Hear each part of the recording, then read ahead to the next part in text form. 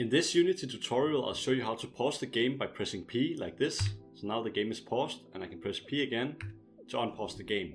So let's get started.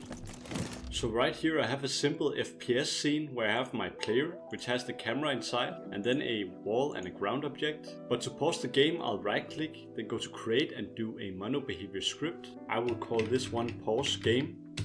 Now open that up. In here we'll delete the start function like so.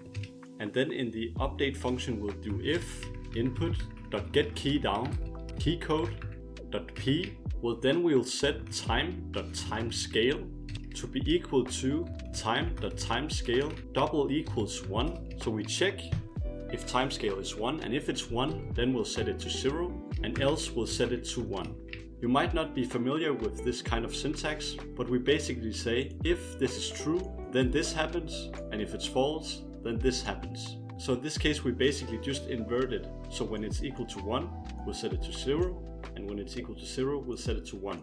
I hope that makes sense. But let's now head back into Unity and we'll create an empty game object over here called pause game, and we'll drag the pause game script onto that. And now we can play the game, and now when I press P the game pauses, and when I press P again it starts again.